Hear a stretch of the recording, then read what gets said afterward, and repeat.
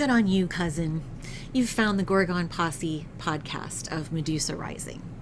I'm Esme Strakalt, founder and editor of this joint, where we seek to deepen support and coalition among feminists globally and publish new writing and media by women everywhere on Gaia's thrumming earth.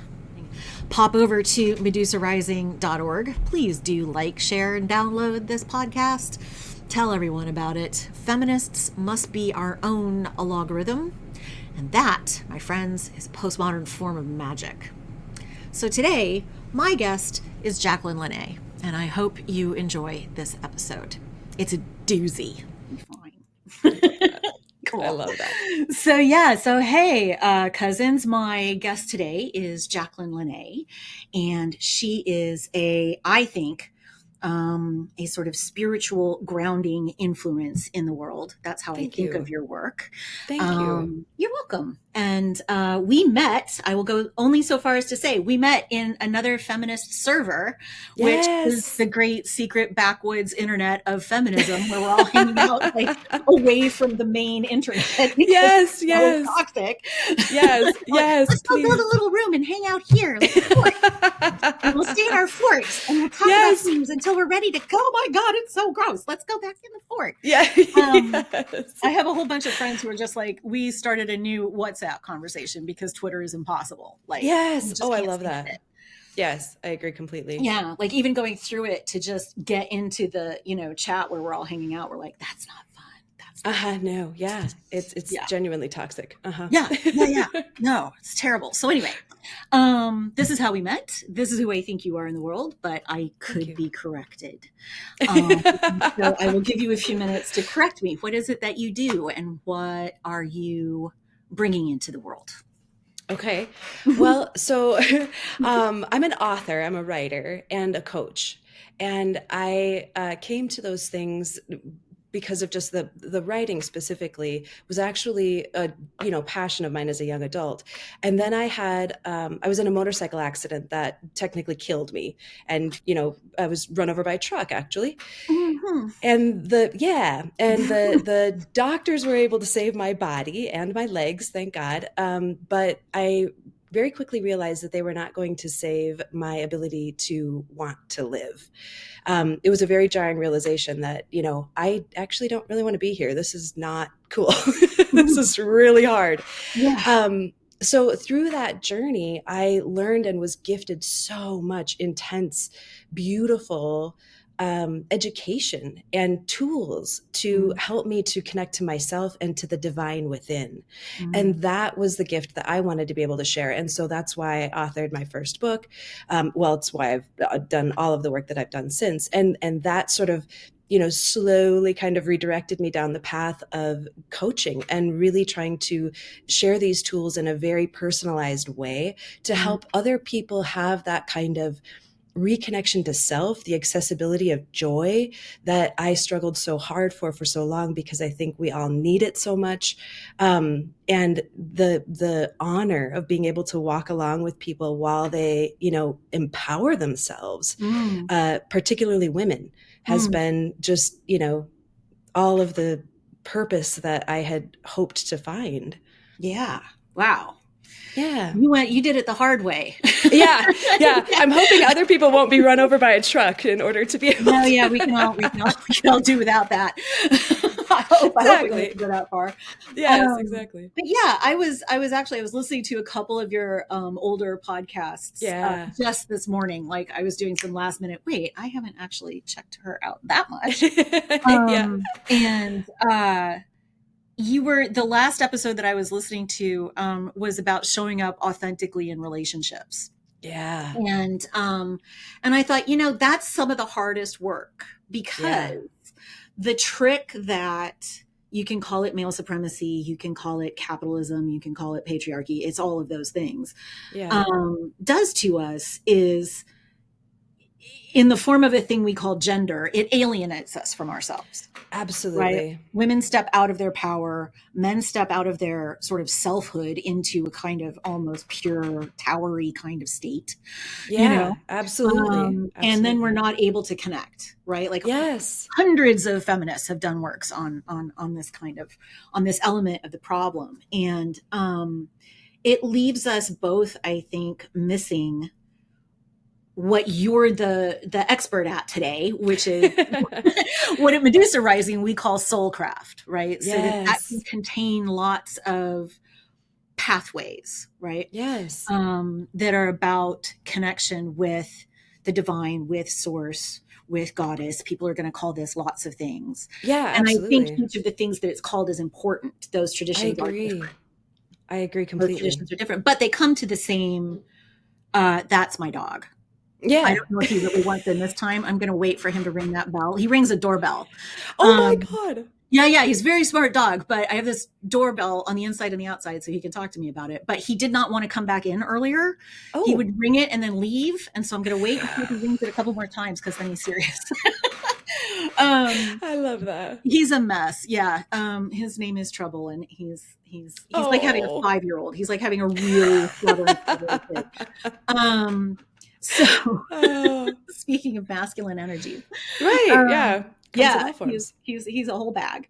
Um, but that alienation leaves, I think, we're literally made alien to ourselves, right? Like Yes. that process of socialization, that set of systems just moves us really far out of this kind of basic humanity that I Yes. think a lot of us then are trying to put back together.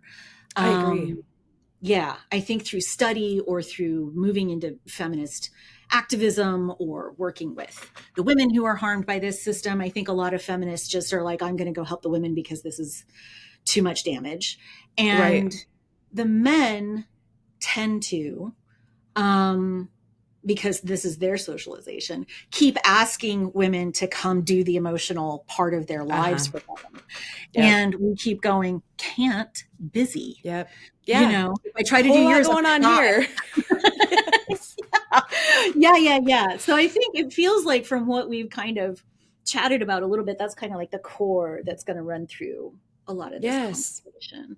Yeah. Um, so what do you, or how do you for yourself think about that divine that you're connecting to?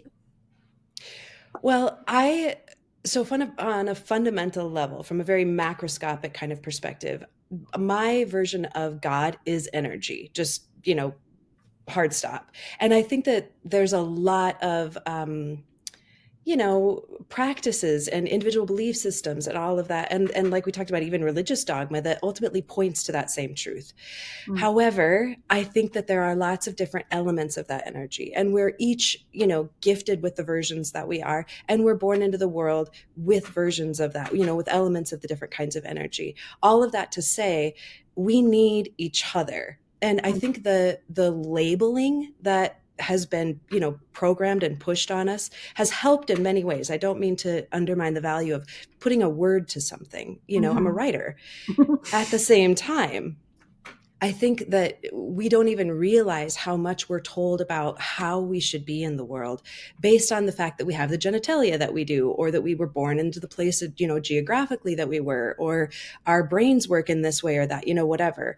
And so I really think that one of the most foundational places where we can begin to have massive transformation is in our personal lives and in our personal relationships, particularly partnerships. And that's not true for everybody. Not everybody learns, I think, in their romantic partnerships. I think a lot of us do. And I think that those very intimate relationships give us the opportunity to look at this person as a being, not as a man or as a partner, or as a woman or as a trans person or anything like that, but rather just the collections of energy that make them who they are, the way that they are. And Mhm. to allow space for that and to connect with that, we have to be who we are, the way we are. We have to deeply know and love who we are, the way we are.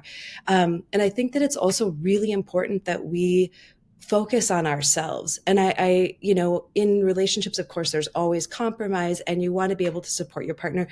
You know, should, I hate that word, but you know my point. And the work is personal. It has to be. There's no way for someone else to do that.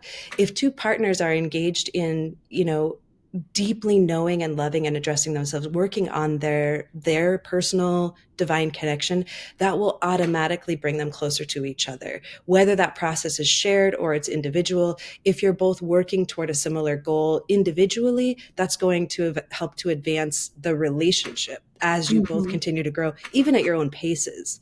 And I think that, you know, we can extrapolate that out with the hope that at some point, you know, our soul selves will be the priority, and not the money that we make or the partner that we have or the job that we have or the status or the place where we live or whatever, but rather, am I aligned? Do I feel in contact with divine energy on a regular basis? Is that a permanent and perpetual part of my day-to-day reality? Okay. So that, in the way I think about this, is sort of a very sort of advanced stage, they used to say, of self-actualization, right? That sounds a lot like Maslow's self-actualization, and those upper parts of that pyramid there. That it's a paradox, because sometimes you need a bit of that to move through the other layers, but the other layers can get in the way. Yes. Right? A lot of structural politics, a lot of structural critique looks at those first 2 or 3 layers. Like, we got to make sure everybody can eat so people can start thinking about real, right? Like, you just assume that absolutely. that's part of your work. But one of the interesting things Maslow found in his research, I wrote about this in the Radical Notion a long time ago, magazine. It's no longer being published, but it's wonderful. Is that Maslow found that self-actualized people living in couples approached each other as beings, as you say. They weren't in a sort of traditionally gendered relationship. They were in relationships where they were both helping each other more and more actualize or get through life together. But they didn't make that male-female jobs. Right. They didn't make childcare just for the woman to do. They didn't make making money just for the man to do. They didn't break it down like that. Even at sort of a micro level, even sexually, they just didn't give a shit about what those particular limitations were anymore. And he found this in the 1930s, right? That's when he was doing this research. And then it went on a shelf, and everybody's like, we don't know what to do with that. It's too much, too far. You can barely stand Katharine Hepburn wearing pants in a movie. What the fuck do you want us to do with this? If you haven't seen Bringing Up Baby, see Bringing Up Baby, like before the end of the year. It's the cutest movie in the history of the world. And she's everything in it. She's so fun. Anyway, that just stayed away on this shelf. And then Betty Friedan, who wrote The Feminine Mystique, right, finds it. She finds this report in her research about why are men and women so profoundly unhappy.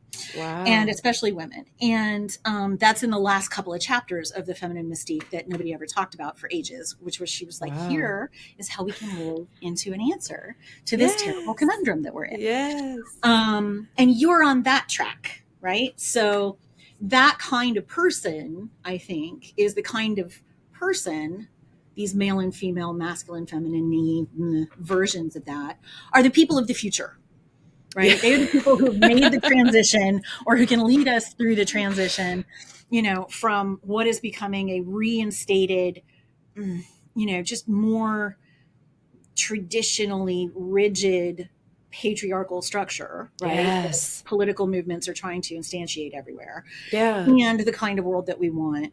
Feminists have always wanted to build, you know, always wanted to bring people over to. So we can, when we're speaking this language to each other, right, about these couples, or about grounding in oneself, being aligned with these energies, we're also talking about making transformations that will help us make all those other transformations. Right. Yeah, exactly.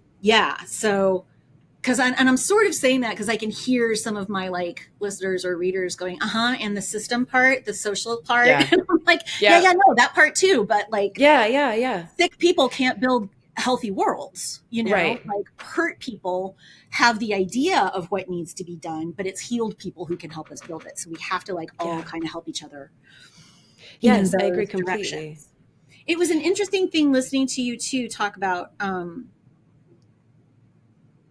the way that you were thinking about relationships or experiences in life. Yeah. One of the things you seem consistently to do with them is think of them as tools. Yeah. Not even absolutely. lessons.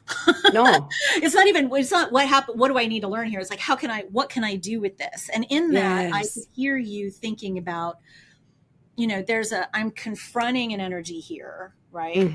Now, what this should be a tool, but it's blocking. So what do I do with the energy? Yes, exactly. Does that make sense? Yes, absolutely. Describe that. Yes, no. I love it. We'll work with it for sure. But I actually think it speaks back to the thing that you were talking about with the systemic issue. And the reason is because, introspection is that first step, let's say, or kind of layer. And that isn't even the first one. Awareness perhaps is there. And then before that is the experience itself, whatever. However, when there's that curiosity about, okay, there's clearly a friction or a problem here. There's clearly a challenge of some kind. What can I shift within myself to address this challenge in a different way? And I think that has that same kind of feel in the system ideology or the systemic problems. And I say that because I really believe that, if we have deep, profound love and compassion for ourselves, if we can accept ourselves as deeply flawed people, we have the capacity to allow other people to also be deeply flawed and in their journey and in their process. And if we can develop compassion and empathy, if we can connect with that divine energy, we will perhaps work harder to give other people the space to have those things as well, to provide the basic needs so that they can begin to evolve themselves, seeing that we are a community. My energy is the only thing that I have control over, the thing I connect to, but the thing that makes me connected to the physical plane in which I'm living and that divine energy is my ability to share it and connect it to people who are outside of me that also have divine energy that's different than mine. And that helps us all grow. And I think if you're not willing to look within and get curious about how the shift in the energy in my perspective, in my belief system, in my relationship, in my communication style, in those, very intimate one-on-one relationships, it's going to be much harder to be curious about how you can connect to people that are different from you in the more public, social, communal realms. You know what I mean? And so I think that the sort of tool that I most often use is, what is the emotion that I'm feeling in this situation teaching me about who I am and what I need? And how can I give that to myself?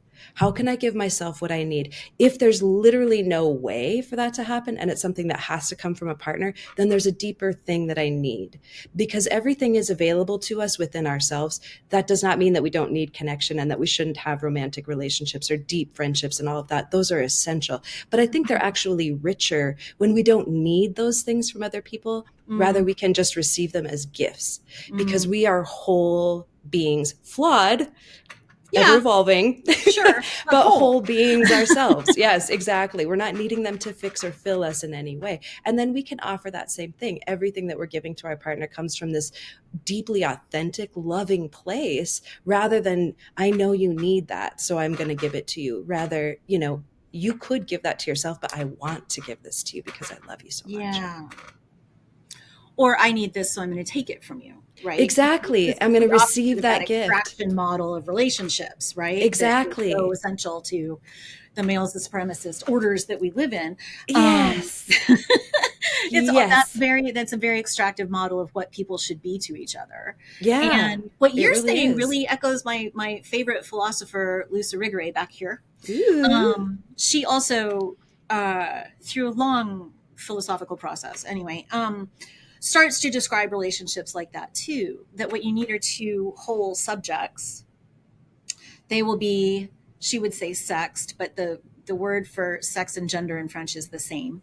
Okay. So it kind of means both things at once. Yeah, right. Yep.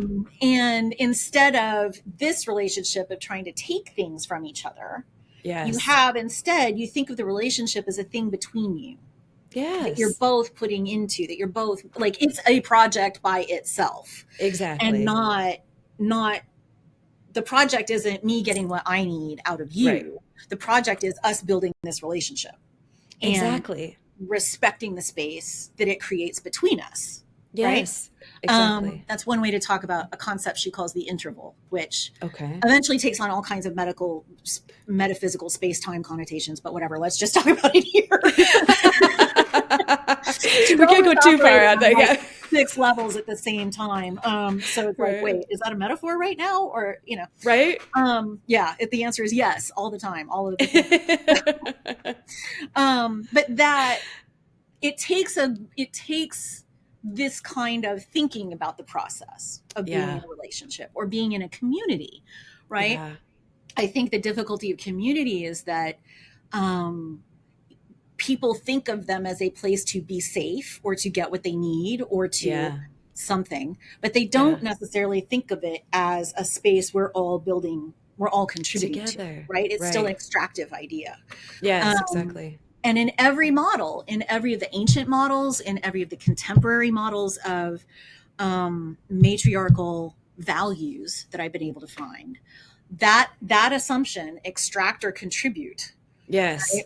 It goes from extraction to contribution. And if you don't make that shift, nothing else will follow. Exactly. Right? Exactly. Yep, exactly. And I think so much too of what, I'm going to use the term patriarchy because it's a nice encapsulation, but of the one of the infinite damages that kind of system does is have this, idea, first of all, of fairness, and that it totally takes down any idea of sharing in a real way from the authentic, loving place. You know what I mean? It's because of obligation. It's because of the way that will look to the people around you. It's because it's a tax write-off. It's, whatever. There's got to be something in it for me in a real way to do this. And I think that it separates us. It does, because it separates us. It brings us to this place where, but what about me? What about my resources? What about my security in the future? What about, and to the point that we're cultured, conditioned to be so afraid that everybody is going to take from us.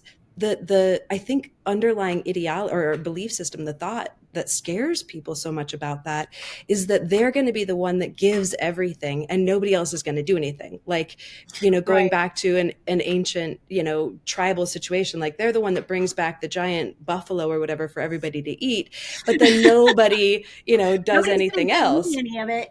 Exactly. But then, where am I going to sleep or what am I going to wear or whatever, without really considering that that's, it has to be communal. While you're out getting the buffalo, there are other people making clothes or building fires or harvesting, spices or whatever it is, building the teepees.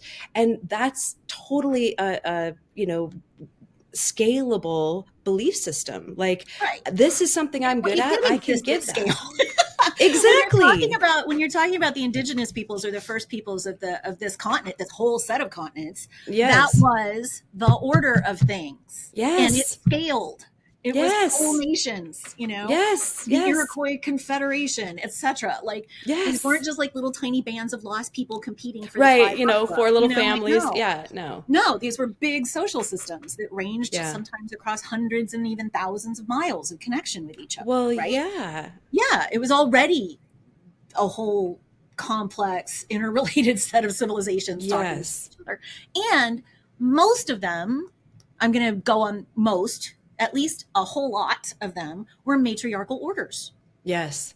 They sent the men out to go meet strangers because men are big and strong, but those men are not making the decision. They were like, cool, I'm going to go talk to the grandmothers and I'll get back to you. Okay. Right. Yes, exactly. I'm not empowered to make this decision. Yes, exactly. This is a community thing. I think, I mean, I like to believe, and perhaps it's naive of me, but I do just hold the belief that we are so much more than our genitalia and whatever, energies and hormones and whatever comes, from that place. So I really like to believe that it's more about like, I respect the ancient women, the older women, the wise women, and wise men, whatever, of my tribe and the community as a whole. Like, as the warrior that's having this conversation with the stranger or group of strangers that's coming in, I don't know how it really was. I mean, we can believe that we know based on the research that's available, and it probably, obviously it was that way, whatever, We have but suppositions. But look, patriarchy built itself on a bunch of suppositions that were bullshit, right. and it's fine. They don't care. Please. I know better Exactly. ideas than you jokers? No. Yes, exactly. Repeat that model? Absolutely not.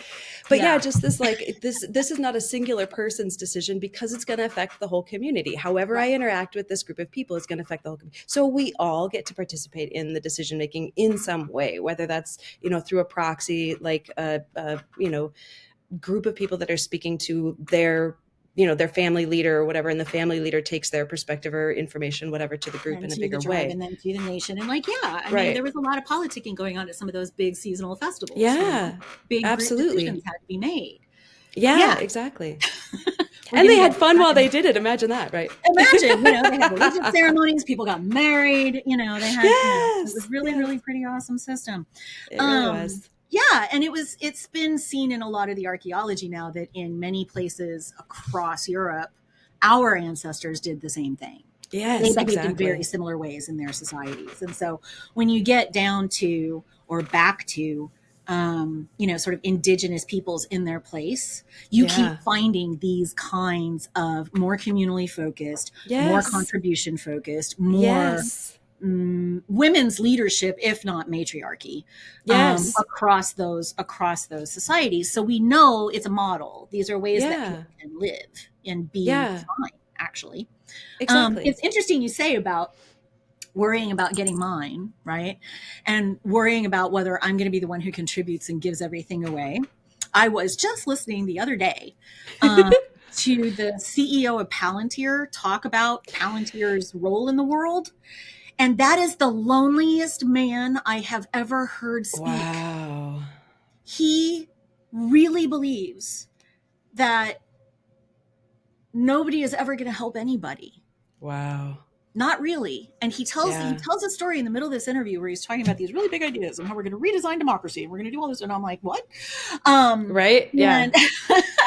Easy. It's spooky the level of ambition, but then he gets down to how he got where he is. And he got where he is because one guy in his hometown who had some money decided to help his mother. Wow. For nothing.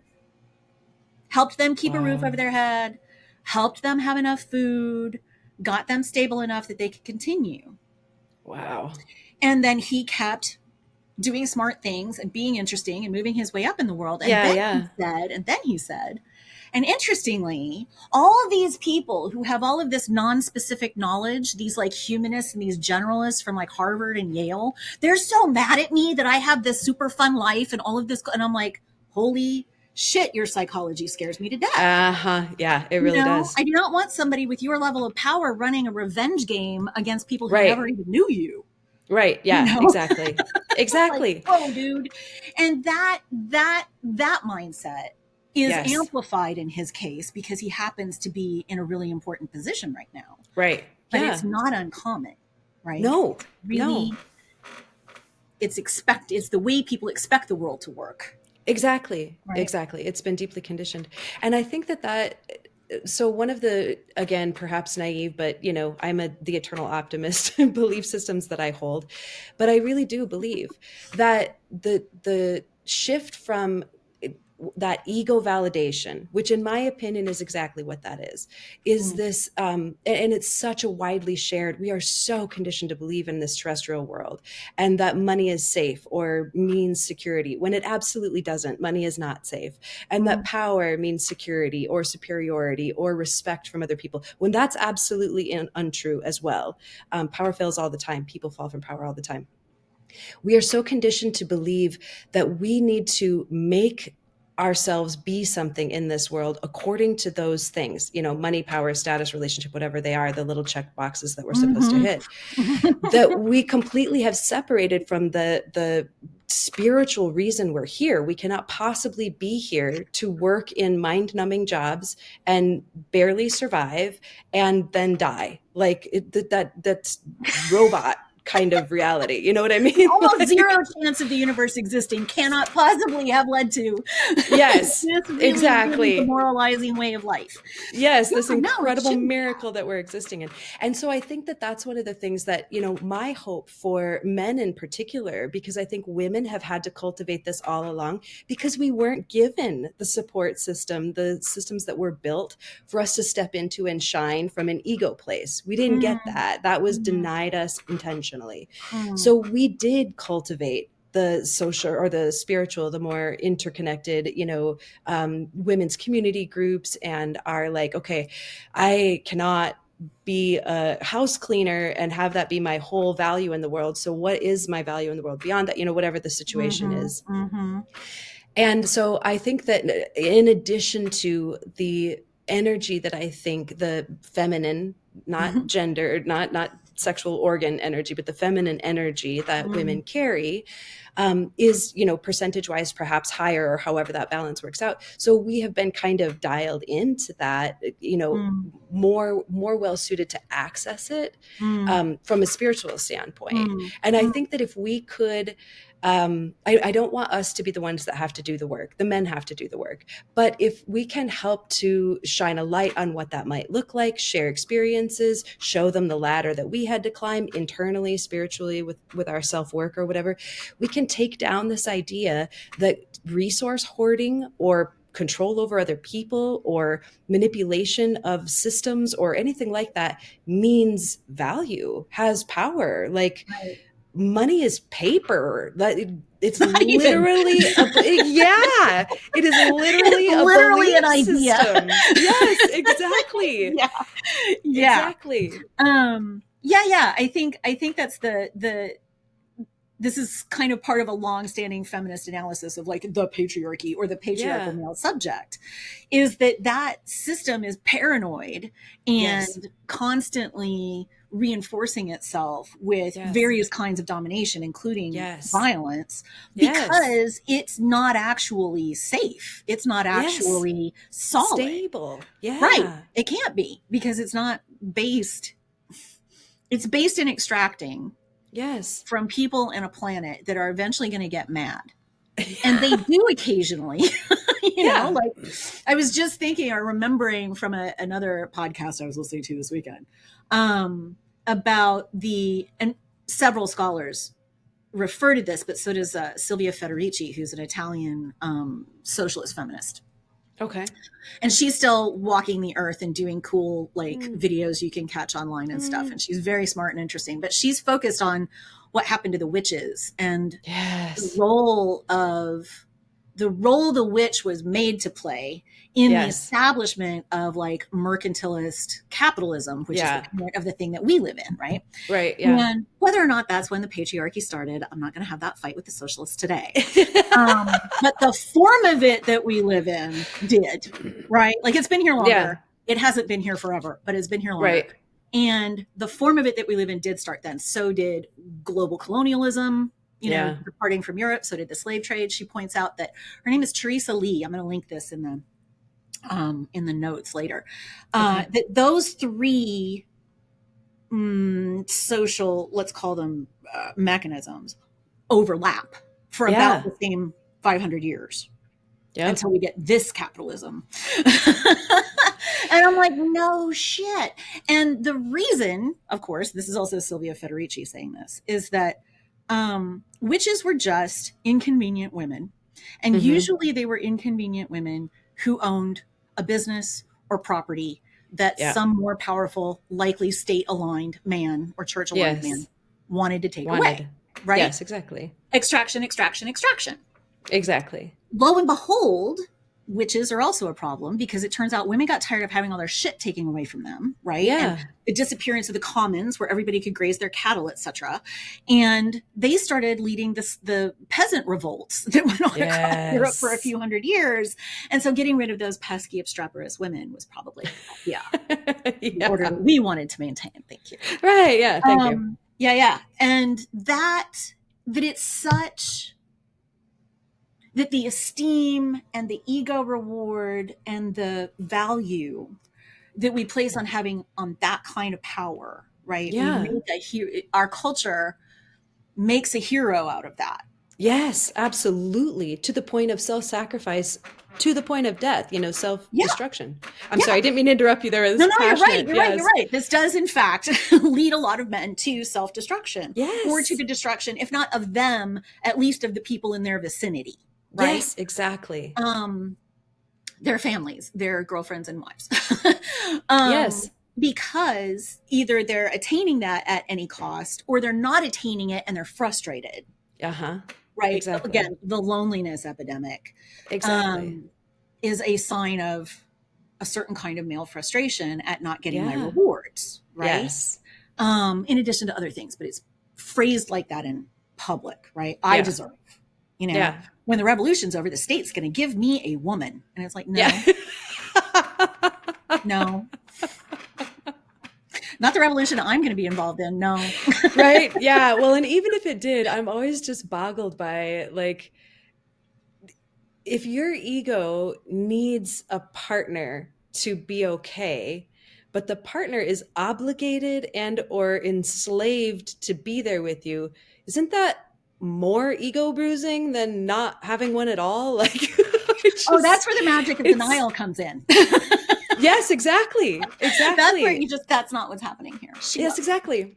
And that disconnect will continue to break down, obviously. Right. It just keeps, like, the crumbling foundation keeps crumbling and then shoring itself back up with more enclosures, more taking things away, more extraction, as if there's not a limit to that somewhere, like.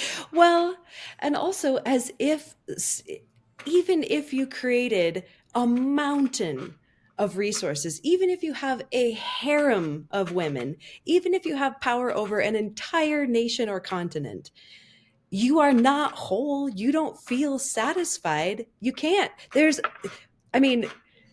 Over and over and over again, people get to that point, and not even just men, people. And I think that it's because of this, belief system that's the stuff that will make you feel whole, like, validated in the world, valuable as a being or whatever. Right. Women do it with other things. Women are taught to do it with other things, with beauty, with being a wife, having children, raising these people, doing, whatever the more feminine traditional expression of that. Look at me, right? Yes. It's just a different form of the same game. Right? Exactly. Yeah. And then you get to this point where you have all the stuff that you wanted and you go looking for more because it isn't fulfilling.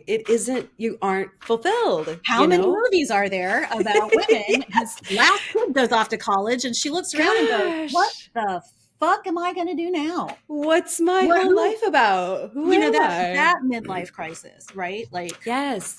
Or maybe I finally get to go back into the office and figure out what I'm going to do there, if that's what she's about, Yes, exactly. And that's great. I mean, I love that, for women, for anybody.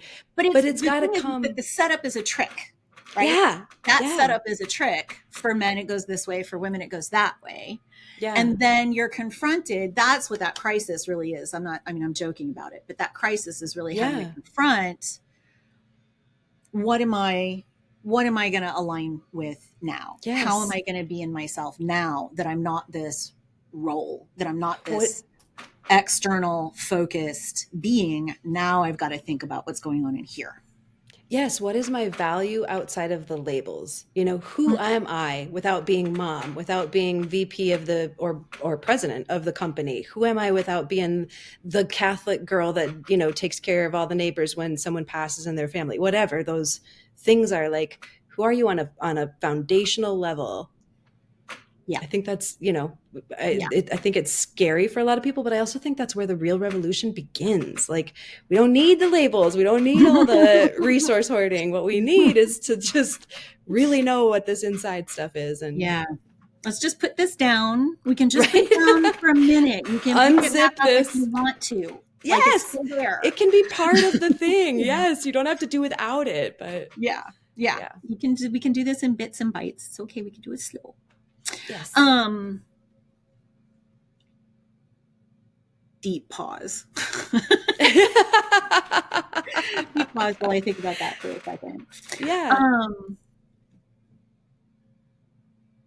So let me ask about your practice with, Sure. say, clients. Okay. Yeah. Just to frame the question that way, it can go anywhere. But when you're working through a process like this with someone, yeah, are you doing that? I would imagine that you have both a kind of trellis that you think you're going to end up following, and also you're having to go through that process really individually with each person who comes to you, right? Because everybody's way of becoming the self that they are now has been different from everybody else. Yes. Similar in a lot of ways. Right. So when you're like, how do I want to phrase this? I'm staring out in the world.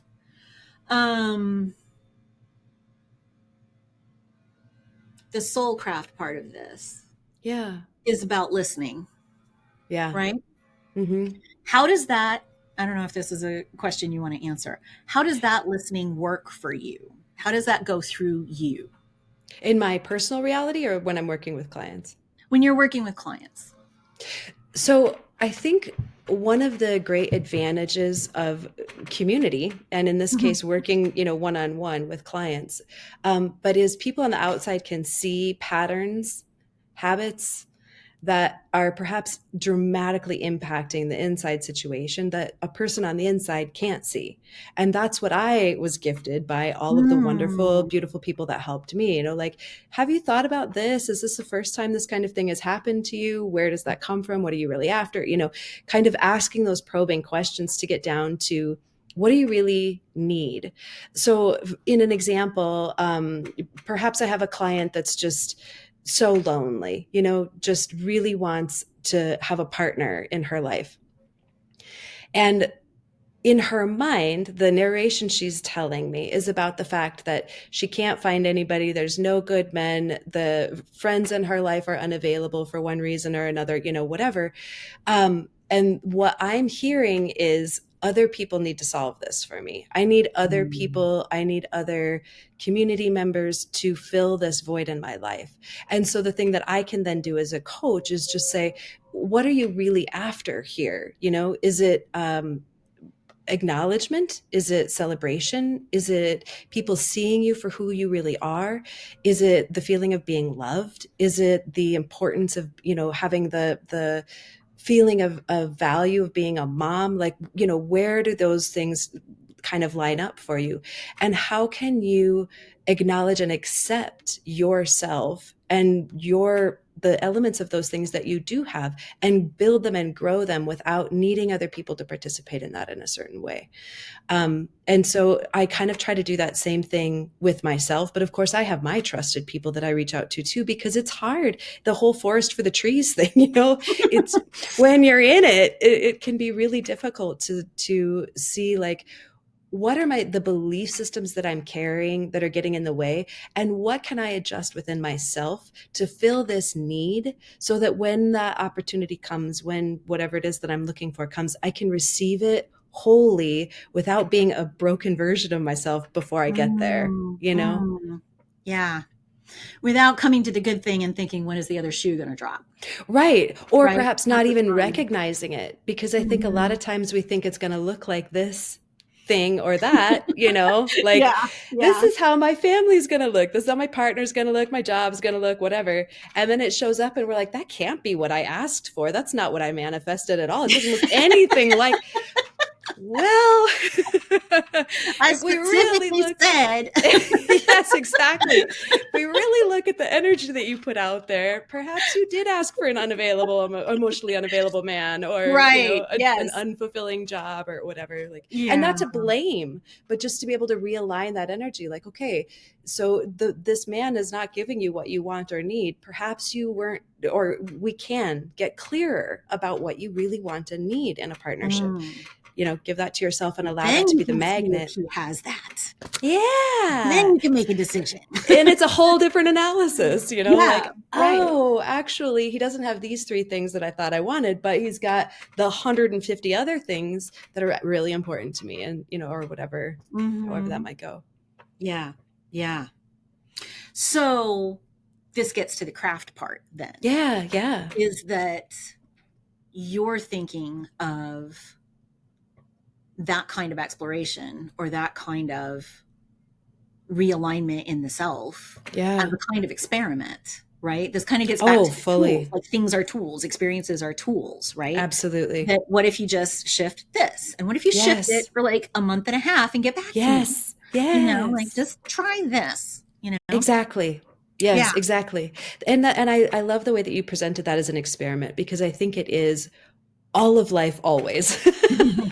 I think, we're always, I hope that we are always having experiences and being like, oh, this worked and that didn't. And this was great and I didn't like that. And, whatever. And shifting things a little bit and then, trying the next phase or iteration of whatever that is. And these may be, you might have 2 in an entire lifetime in a certain context, and you might have 1,000 in one context in the span of a couple of years, Right. but that, playfulness that comes along with the idea of exploration, I think, is really valuable. You're not being punished if you're not getting what you thought you wanted, and you're not wrong if you have Mm, been doing it in a way that does not feel aligned with introspection or retrospection about it. mm, You're being gifted an opportunity to see, okay, well, how can I be more bigger, more energetically present, and take up the space and hold the authenticity and more well aligned, mm. and see what else in my life then fits with that and what doesn't. Yeah. And then make decisions about those things. Exactly. Once you feel what's really vibing for you. Right. What you're really Ooh, vibing nice, with but in your life. yes. Yeah, I grew up in the 70s. I'm always afraid of that word, but it's back. So I'm like, oh, it sounds new Yep. again. Okay, I fine. I'll hear take you. you I hear on. you. But you can't, I mean, I do have this sense you do get a feeling for what's working and what's not working. Like, Absolutely. and for some people, they expect that to feel like a sense of excitement around Mm-hmm. this thing. It's going to be sparkly. And sparkly is usually, like, I have found, not it. Sparkly is sometimes actually just your body going, that could be a fucking problem. Yeah. Or your That conditioned reality. sparkly. Yeah. As I think those are, opposed to, which is very different from what I have found in my life, the way that it feels for me when I'm interacting with something I vibe with, a yeah. music, a person, a situation, is that it might have some sparkle, but it feels really easy, Mm-hmm.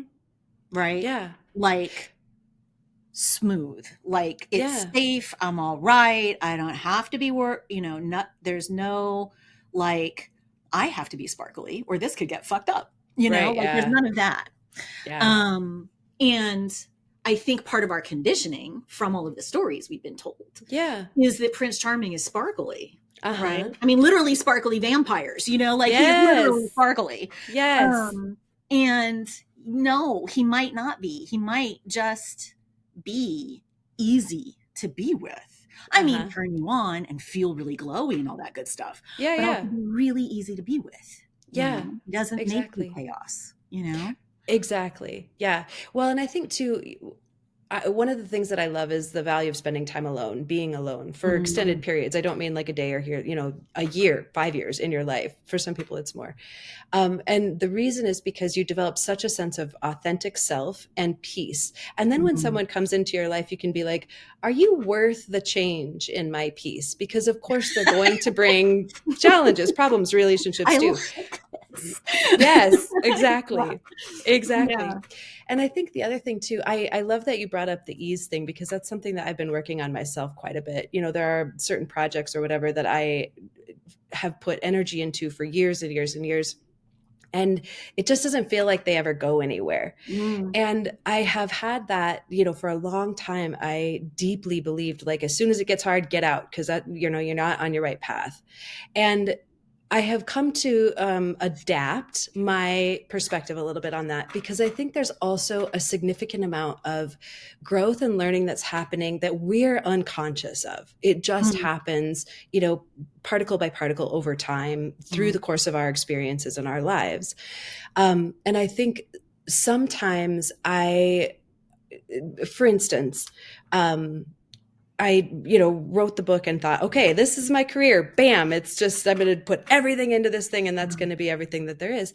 And now I'm discovering that I'm so much more enriched by the coaching. And had I driven forward to the point of exhaustion with the book career, I would not have gotten this other thing. But in the moment, in that span of time, it felt very much like hitting a brick wall all the time. I kept trying to do this thing and it just kept not working. And the other thing too is that I think I needed a lot of time. I had a lot of really intense experiences through that 15 years, let's say, whatever, that are now really incredibly useful. And each time I had those challenges, the thought was, oh my God, I'm in the wrong place. I'm doing the wrong thing. I'm with the wrong guy. I'm in the wrong, city. I'm in the wrong job, whatever. Because this element of my life is hard or isn't working. And particularly in the context of relationships, I think that there's the value of knowing and loving ourselves so deeply really is exemplified in the moments where the relationships are really hard. Because of course they're going to be, and we have to be able to sit with that. But I think that just like with anything else in our lives, we can also look at that and say, is there something else I can be working on within myself right now? And just let this thing simmer for a minute and come back to it and see if my realignment is then more in line with this thing or less.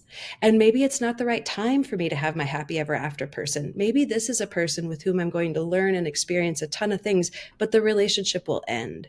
And if I'm okay with that, I can embrace that shift and change over time, which I think is really valuable. But I also think that I don't have regrets in my life. I am glad that I learned that sometimes it's okay to keep going, even when it isn't easy or it doesn't feel like it's flowing, because it gets me to a place where it does, or a person with whom it does, or adjusted version of myself, that other things do start flowing. Maybe this time in my life is for the relationship to be fun and wonderful, my career falls apart. Or maybe this time in my life is for my career to be fun and wonderful and filling, my relationship falls apart, whatever, so that I can develop myself in that, in those discoveries through those experiences. Yeah. No, that makes a lot of sense. I didn't mean it's easy or don't do it. No, I know that, but that was the distinction I wanted to make. Like, not that you were wrong. It's an important one because it's easy. It's also easy again. It's easy in our culture. We are often, we're both from the US, this is the land of magic bullets. This is the land of, it's either we need this one answer. We need one answer and that'll make everything fine. Right. Yes. And, or if it's not working, fucking quit. Get on with something else, like a lack of commitment, right? Yeah. And it's one of the things about taking a relationship or taking a life or taking a project as like a project, as an art even, is that you do have to commit to it to make sure you're there, to make sure that you're actually putting the energy into whatever the thing is, the room of people that you're in, or, the community, the friend group, the relationship. because sure, things are going to get rough. There's always some part of a project you don't want to do. Yeah. I hate doing the books on this little tiny business. That's not my thing, but I do it Yes, even though I don't like it. yes.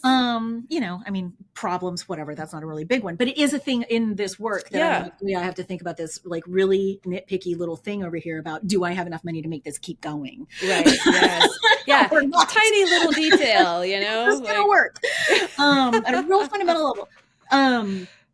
Or other sources of frustrations or difficulties, like kind of constantly wondering if feminists are actually going to start to see past the constructs we've been placed in order to work with each other a little bit more wisely. That is my current giant frustration. Yes. Oh my God. I'm just like, oh, could we just stop? Well, and if you'll permit me to elaborate a little further on that, I don't mean to, beat a dead horse by any means here, but I think that when we're really dialed in, when we're really in line with our true mission or purpose, even if it isn't working, if we are deep down sure that this is the thing that we want to do, that this is the thing that we are going, this is the hill we're going to die on in whatever context, I want us to be able to trust that, and obviously we have to be self-aware enough to be like, okay, this is not going to happen because of whatever thing, whatever set of circumstances. Yes. And I don't want to continue to invest in this. And I think that we can even go back to that kind of community pot sort of metaphor where like, I'm giving so much to this project or this relationship or this job or this, community that I'm in or whatever it is. Do I feel aligned doing that? Am I being filled up in other places? Am I filling myself up sufficiently in other places? Is this something that I want to continue to pour into or whatever? And as long as the answer is authentically yes, I think you can continue to do that. I think it's also really valuable to notice when systems or people are, have a hose stuck in the bottom of our pot there and are just draining it all off somewhere else, no, that's not going to work for me. I am now being fully taken advantage of. Thank you. Goodbye. Like, Yeah. In me, I think of it as like listening sort of underground, like listening for the really low levels of the decibels. Like if that vibration is good, we're going to be good. But if there's a lot of like spikes in that low level, something is amiss, somewhere. I love that like metaphor. That's beautiful. Almost like the oboe, in the orchestra. Yes. Like, the oboe is good. Everything's going to be fine. Yes. I think that is so beautiful. I actually used to play the bassoon. That was one of those. Really? Oh yeah. That's super low. I love that. Yeah. I'm going to adopt, with your permission, I'm going to adopt that visual. I think that could be really useful. That's a great way to think about bass it. sounds. No, it's been a thing I've been noticing in myself lately. I was playing around with listening to those is it solfeggio frequencies? Yeah. Okay. And I like, this one is at 437 hertz and it's such and such, and I'm like, that's like really high. And I kept looking for things, and like 47 is really where I'm at. Like it's like low. Yes. And I listened to that and I'm like, I feel so good. Yes. This is fantastic. But it's like way, way, way down. Yes. And then I am in a funny moment because I'm a Scorpio. I laughed at this. I found this playlist called Villain Mode. Ooh. And it's songs mostly by women. It's mostly female artists about just getting even and, breaking up and not loving it, being mad and all of that. And all of it sounds like it's way down there. I'm like, yes. I love this on something else. I love that you listened to yourself. I love that you dialed into the way your body was feeling to get the information from it. And it totally validates my 16-year-old self that thumped around town in my teeny little piece of junk car with the giant speaker in the back window, because that's the one that felt good to me. I wanted my sternum to be shook, even if they were screaming. I didn't care, Right. Yeah. Just like so the bone shaking part is really good. Yeah, exactly. If there's something there that's good, you're good, and other people are going to operate. I think that's a thing about people operating at different, literally. Yes. Like I think folks are just tuned differently. Yes. And so your tune may not be that subterranean. Yes. Your and tune it may change over around time. 437. I think that's a weird place to hang out. But Yes. It's just me. Yes. I love it so much. I keep trying. They're like, this heals your heart. I'm like, this pisses me off. It's what it does. I don't like this. Does not feel healing at all. It Are doesn't you feel telling healing me that's at the green all. chakra? Are you sure? 'Cause I do not feel it. Not resonating. Yeah. No, literally, I can't listen to it for more than like, 30 seconds sometimes. I'm just like that. Wow. You know? Yes. I love that intuition honoring, though. It's so beautiful. Well, you have to, like, I am lucky in that I haven't been knocked so far out of myself in life that I can tell pretty quickly Yes. with a lot of things if it's good. Yep. People were a total mystery for a long time, but sounds, foods, textures, like really physical things, I could get to that really fast. I have met people who don't know that about themselves. Like they've really been shoved far enough outside of their center that they're like, whatever, whatever's fine, and I mean, sometimes they're just Libras, but also sometimes they are like actually kind of knocked out of themselves and disassociated. They can't find that place for themselves. And I'm really, really keen on the idea that back to moving forward in our civilization, that we find ways for those folks to be God given enough like resources and space and time to settle back down into their own vibe, whatever that is. Exactly. So that then they can feel it and then they'll know where they need to go with themselves, Exactly. And it can actually be such a delightfully fun process if you can embrace the gray of not knowing, what you like or who you are or where you're going or whatever. Yeah. Because you just get to, it's just like dating yourself, like, how do I feel about this kind of meat? Or do I want to be a vegetarian? Or do I like to live in a place where it's cold or, whatever. Right. And all of those are little like reconnections to that deeper inner self. Yeah. So important. Yeah. How do I find, and you can start with the small, easy things, and just expand. And I think too, people get stuck because, I mean, I'm speaking in the wildest generalities here, but I think a lot of people get stuck outside of themselves because they think there's something wrong with them. Yes. Right? They're supposed to be a certain way. I'm not like that. Yep. And it's like, no, you're just a person to whom a whole bunch of situations have happened and they have shoved you. Yes. And some of that is your culture and some of that might be your family and some of that might be the people you decided to hang out with in high school or whatever. Yep. Like, they're just, you went to the high school you went to, Yes, exactly. And you don't have to come back to anywhere even. You just got to get where you are. Yes. Does that make any sense? It does, yeah. Like it's not a nostalgia project finding yourself. No, absolutely not. Because I think we perpetually change. I mean, on the most basic, oh, sorry, there goes my family's phone. I don't know if you guys can hear that. That's okay. I have a fancy editing dulaller on the whatever. Ooh, even better. Thank you. Until it works. Yes. Once again. Yes. Yeah. Let's explode the world. Oh, should I erase the whole thing? Yeah.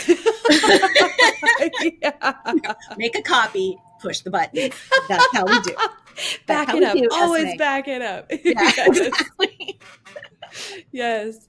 But I think, I hope that we're continually growing. And even on the most basic levels, like as a kid, I thought red peppers were spicy and I wouldn't eat them. And as an adult, that's like one of my favorite foods. It's just those are tiny microcosmic expressions of that same constant evolution that we're in as, beings. We are, dear God, I hope, perpetually evolving. And so it may totally be like I loved living in the mountains for so long and now I need the sand or whatever, and of course on a much deeper level in terms of the personal soul work and growth. But even just acknowledging the little ways that we've changed is really, I think, can be very supportive of, continuing to stay in relationship with the reality of who we are, the soul level of who we are. Mm-hmm. It's interesting that you say that you spent a lot of time on your own, because one of the things I think I'm working my way around to something, but okay, it's one of the things I think people who've been alienated from themselves, right? They're not alienated. There's nothing wrong. They have Right. been, Yeah. right, or dislocated or disassociated in some way. I think one of the things that they tend to have in common, I say they, I used to be one of those people. Yeah. So did I. Yeah. I mean, who hasn't been Right. fucked with in this life? Yeah. Again, I grew up in the 70s. Yeah. Gen X is the way it is for a lot of reasons. Yes. No helmets, drinking parents, you know, like, yeah. Yeah. The whole thing. So it's difficult. It's really difficult when you are feeling that dissociated or that alienated from yourself to believe, Yeah. right? To even just say, okay, there is enough security underneath me right now to do this, to make this thing into an experiment just from here, you know, like that. When people have that kind of shakiness to them, that they have been, you know, and it manifests in a whole bunch of ways. It might be doing a whole lot of really radical cosmetic surgery. It might be an addiction. It might be shutting down completely. It might be rejecting everyone who tries to be, you know, near you or to see you, right? And that's that level of, I guess, woundedness in this world that this world creates feels to me like a big part of the work of making a transition into a different order. Right? Yeah. If people don't believe that we're going to help them make, we feminists, I'm going to say, I love that. them make a place where there's more safety and more solid ground from which to do these experiments on yourself, to see where you are, to figure out what your vibe is, how your life works, then they're not going to come with us. And we're going to get back into these struggly problems that we're having. Yes. Because people who expect to be extracted from aren't going to believe that we're not going to be extracting. Right? Yeah. I mean, there's already going to be a problem there. Yes. And I think this gets to like my big question at the bottom.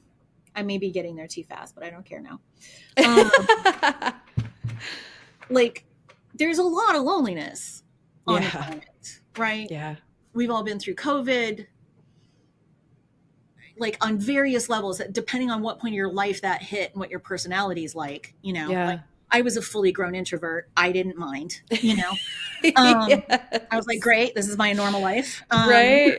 Sweet. No pressure to be different. Whatever, just don't get me sick. Okay, cool.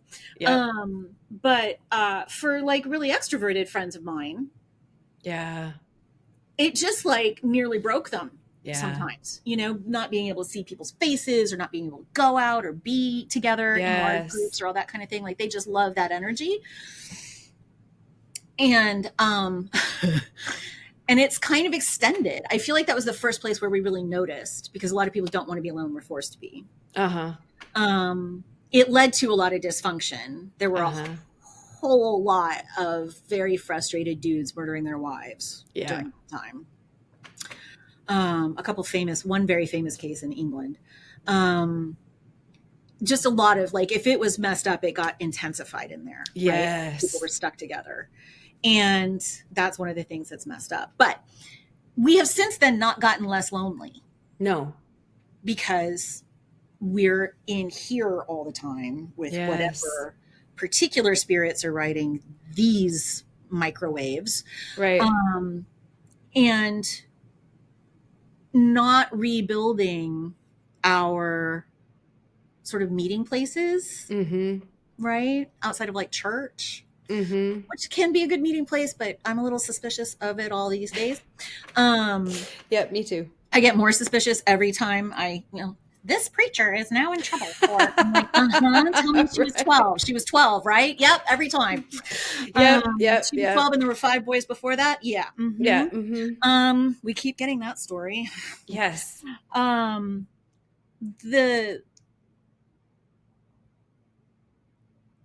We're losing. Oh, I hate sounding like this. We're losing, and we need to rebuild. I don't want to build the old thing, but I want to rebuild a language for being together. Yes. Right. 100%. That our structures for being together. that encourage people, right, Mm-hmm. to step a little bit out of a role, step a little bit away from something they're esteemed for, Right. right? Get out of whatever that habit is Yeah. that's got you locked in right now, Yep. just a little bit. Like some easy ways for people, not easy, but safer ways for people to be around each other Yes.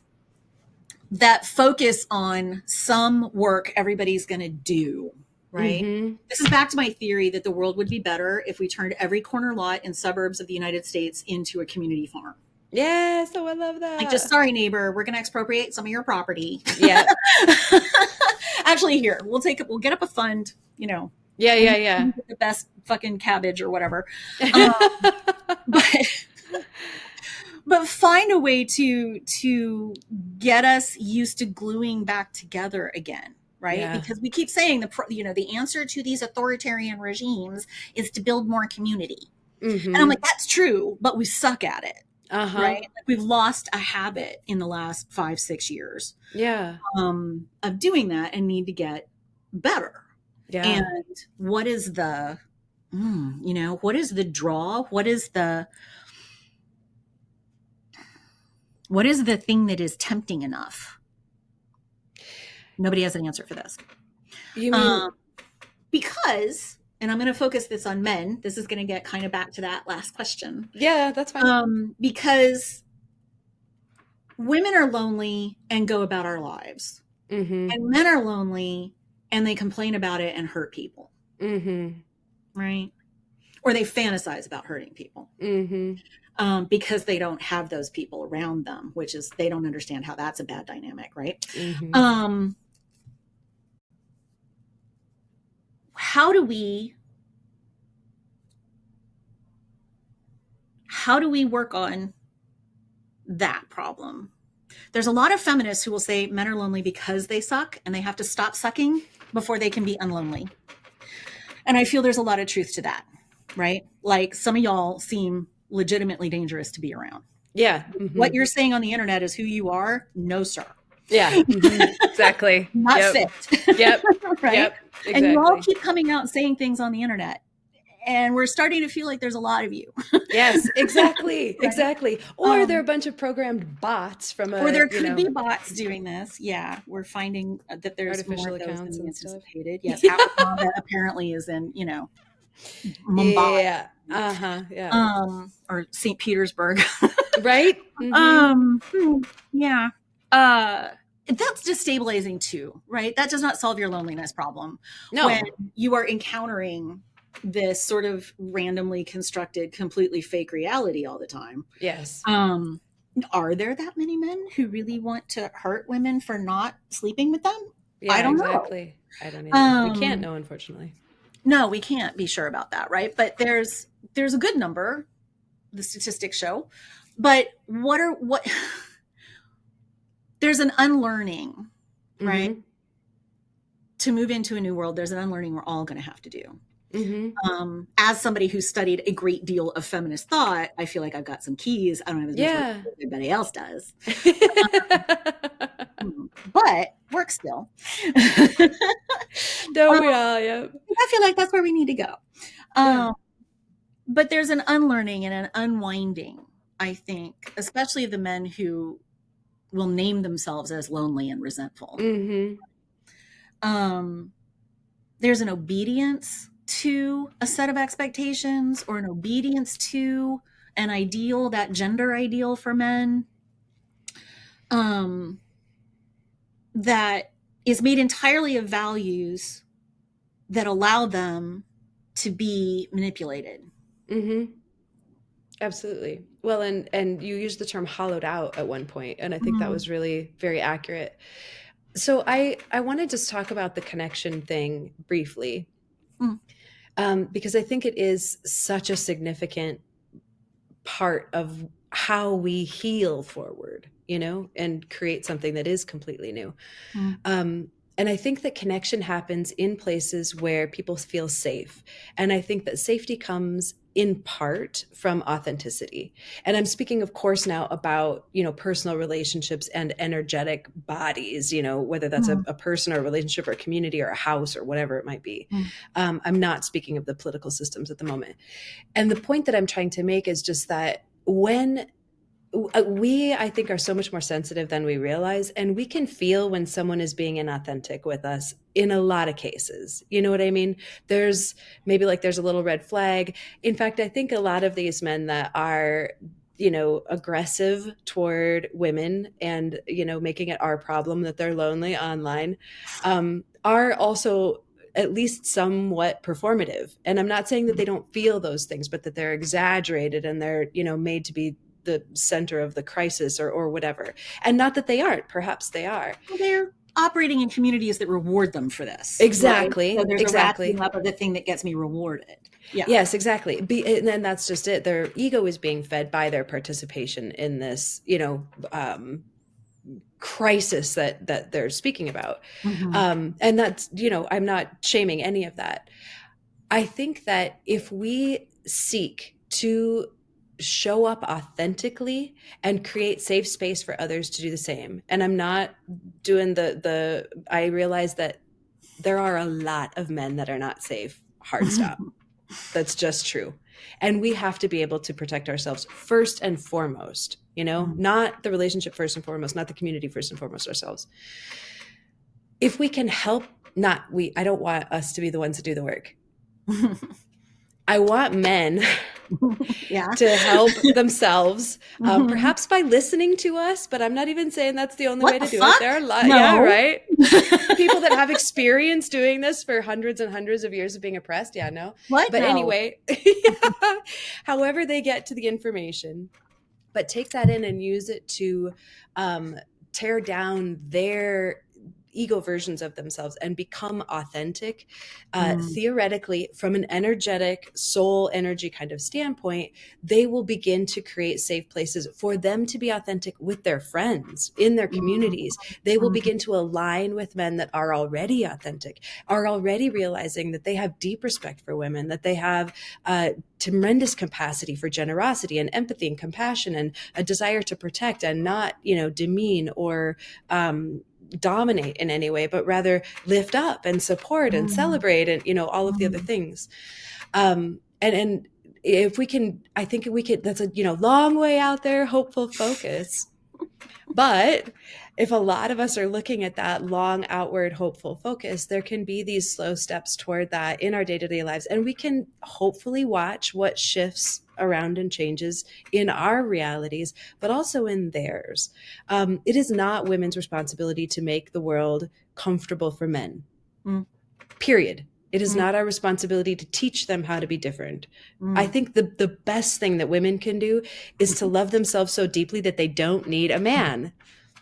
I just really genuinely feel that way. And I have a partner whom I adore, but his presence in my life is cherry on top of the cake that I built. The thick buttercream frosting that I made. Like my life is the thing that I love it being, with or without him. If he wants to add on to it, that's rad. But yeah. And I think that I don't want to demean the value of men. I want them to understand that we don't give a shit. And I know that we do literally, but from an energetic standpoint, like, I don't need you to shovel. I would love it if you do. I don't need you to pay for the mortgage. I would love it if you do. What I want is the real you. I want to be seen for who I am on a soul level. And I want to be able to see you for who you are on a soul level. And I can appreciate you and you can appreciate me, and we can grow together towards something that doesn't oppress or dominate or inspire fear in either of us. Yeah. I don't know. That's right. No, that's right. I think if you take that to like a broader level, right? Yeah. There's theoretically an epidemic. Yes.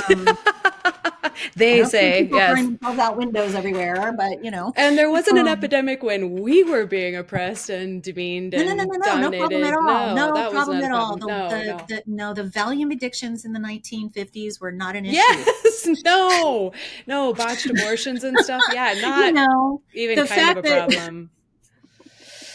Yes. Anyway. We just count our way back and sort of, down the ladder Yeah, the things that people did to each other are going back. None of yes, that was an issue. exactly. This, though, I'm lonesome.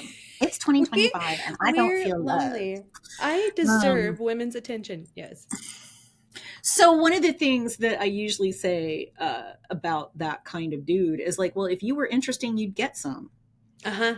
Like, be interesting, but you have to be you to be interesting. And you have to be Yes. interested in things and people in order to be interesting. And Uh-huh. if it's just this kind of like, I feel like the even if it is just performative, the performance that's going on in that loneliness, that sort of incel kind of culture, that's an extreme form of it. But I the know what whole you red mean. pill It exists. situation Yeah. is this like, there's an encouragement to think of yourself as a kind of well-shaped black hole into which people should pour things so that you feel good. Mm-hmm. Yes, exactly. And the idea that you should also let anything back out, Yes. right, Yes. is ridiculous. Yeah. Because they might not like it, and that would be vulnerable. Uh-huh. Like that Yeah. whole impermeable dude thing that goes Yes. back forever in the whole patriarchal psychology. Yeah. It's like especially the lonely men are trapped in that. Like they just keep running up against the wall of Yes. I also have to be impenetrable in order to be a Yes. man, and therefore, and I can't. How do I? The only thing I'm interested in me is me and how I feel. Uh-huh. And so why doesn't anybody like me? Well, and what I find so fascinating about that is they're not really interested in themselves because they're not Correct. curious enough to get down deep in there at all. They're interested in how they look to other people. Right. And that's that BS ego bubble that, exactly. You pop that thing and get in there and show me who you really are. Mm. Now I'm swooning. Now I'm interested. Now we're Mm. connected because I can hear about all of your incredible experiences that you've had and how they emotionally resonated with you. So there's a place for me to emotionally connect to you. Right. I don't want to connect to the plastic version of you that you show the world on your YouTube channel. I don't give a shit about that. I want to know what hurt you. I want to know what changed you. I want to know what lit you up. I want to know why you love that color so much, and I think that's the thing that societally we can come together and start to send a message that says, this is the thing that we find valuable about you. Show us that, these are the things that are important to us as in connection and the kind of connection that we're willing to put effort into and to continue to nurture and grow with you is the one where you show us these deeper things, like tell me about your dad. Tell me about your mom. Tell me about the time that you got beat up. Tell me about why you felt like you needed to be a bodybuilder. Like, get all the way in there with me. Now I can be on your side and you can be on mine instead of, me having to perform alongside you to validate your performance. Yes. Because that's exhausting. Yes. And I shouldn't have to do it. And you don't feel any less lonely when you're doing that. That's the thing. That doesn't solve any of your problems, Right. And I think, you said I don't need you to shovel, it's snowing. Here too. So shoveling is coming to mind. I would love that actually, but or whatever your big, hefty job is today. Yes. Yeah. I mean, women are perfectly capable of doing those jobs, perhaps slightly slower. It might take a little longer to do the shoveling, but it will get done. Or pay the mortgage or build your solid life, be able to take care of yourself, be able to perform the tasks you need to maintain your life. Right. And I think that, since we're in the age of the rise of the far right again, there's more and more. I know it's You just had to tell the truth out loud. The fear, the fear that I'm we need the converting truth into this project all the time is really deep. I hear you, babe. Yeah, no, you cannot have the 19th Amendment back. No, you can't. We need that one. Yeah. So the message is coming from there, right? Yeah. We're kind of reinforcing this idea of you can solve your loneliness, right? By being the man in the house on whom everyone else is dependent. Mm-hmm. If they're dependent on you, you can control them. Mm-hmm. Right? But the other thing is, the other part of that performance is that if those people are dependent on you, you have to be actually providing for them. Yes, Like you exactly. actually have to do that part. You have to show up, make sure things are okay for them, right? Yeah. And that has traditionally, I think, led to, in most households, an unspoken or spoken and enacted in abusive households um, disdain for the people who are Mm-hmm. dependent on you. Yeah. And that winds up being the source of a lot of damage and pain, but also it only reinforces that very lonely center, right? That Yeah. hollowness that we're talking about, Absolutely. where the connection you're describing, right, Mm-hmm. um, is the thing that solves that, but it comes with a whole bunch of social and emotional gestures that Mm-hmm. not all men are trained into doing, No, which is almost esteeming, none. those dependent people, right? Those Mm-hmm. slightly smaller or indeed very small people, Mm-hmm. um, for what they are and what they can do. I'm very lucky in the people that I know, and I happen to have a really good friend who's a Navy SEAL. He's going to be retiring Ooh. pretty soon. Yeah, he's a manly man, you know. Yeah. But he is 100% in there with the kids. He is Mm-hmm. 100% in there with the wife. He is all about his family, and not in the Mm-hmm. like I like to take my kids out to play soccer way. Right. Like in the like I am doing the feeding and changing the diapers and cleaning the kitchen and making sure my wife can also do her job and like all of it, you Right. know, the Right. ugly parts, you know. Yeah. And I just thought if we could clone him, you know, and like spread that around some, we might get somewhere because he and his wife are really good at showing up for each other in that way. Yeah. You know, they're really easy. Like when I say the like low level vibe and easy to Yeah. be, this is the kind of people I'm describing because, Yeah. you know, my husband and I can very easily be ourselves with them too. Right. Yeah. Um, but he doesn't talk about being a full partner, an equal partner to his wife in the Right. project of their lives together with these kids. And he doesn't make anything of it. It's just the Mm-hmm. way it is. It's just the way he does stuff, Mm-hmm. you know? Mm-hmm. He doesn't want to be, you know, patted on the back for being such a good dad. Look at that. You took your daughter Yeah. to the park, you know, or whatever. Yeah. It's Sunday. I'm going to the park with the kids. Y'all want to come, you know, like Yes, that's it. exactly. And you know, please don't show my daughter that one trick with the monkey bars. She's not ready. Not big yet, but she will be in 2 years, you know. Right? Yes. And the kids that they're making together, the way these two children are growing up, Yeah. um, they believe that people are going to be good to them. They are Mm-hmm. good to people. They are Mm-hmm. fucking fearless, you know, Mm-hmm. because they see these two people supporting each other and they are also supported in going out and trying stuff, you Uh-huh. know. And there's just like there's a lot of families I've met over the years where there is a fear somewhere at the heart of that house. Uh-huh. For sure. And there's been some of that in their lives and in the houses that they came from, but they're really consciously not doing that with each other, Mm-hmm. you know, as much as they can. Yes. And it creates, like, fine, he can take bombs apart or whatever and Yeah. hold his breath for 6 minutes or, you know, all of that. But he's an excellent human being, Yes, exactly. you know? And Exactly. it's that in him and in her and Mm-hmm. between us that we kind of esteem in each other. I'm not trying to give myself any Yes. compliment here, but No, no, I know what you mean it's though. easy to be esteeming of each other, you know, Yes. because they're actually doing good at humaning, you know. Yes. Yes. Yes. They're actually Yes. being Yes. good at Yes. humaning. Yes.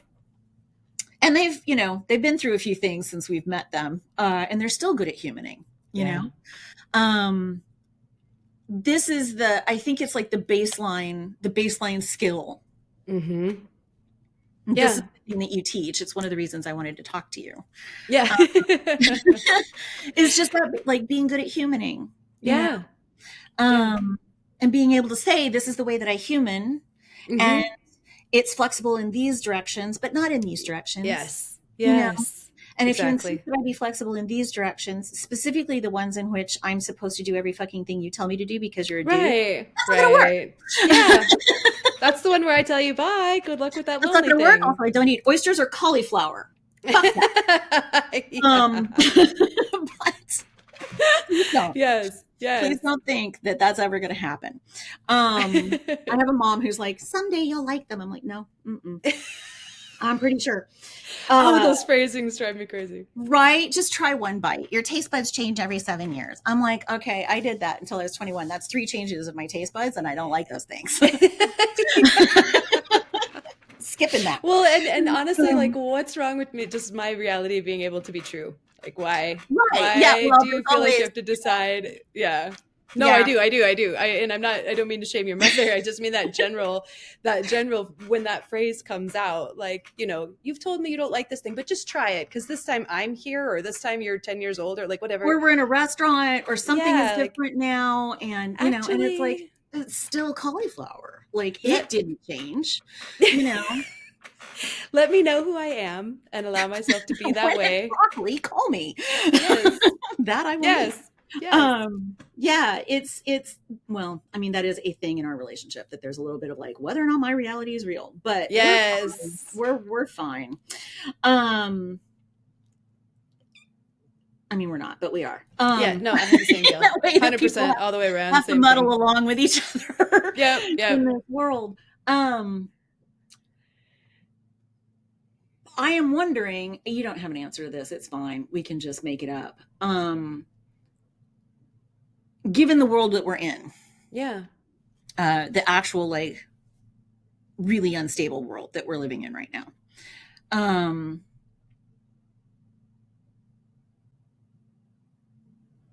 Is the way, I'm asking about a path forward here. Okay.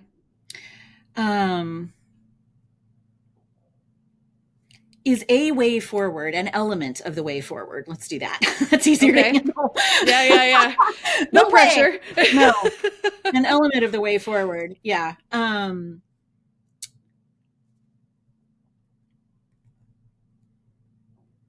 Is it really just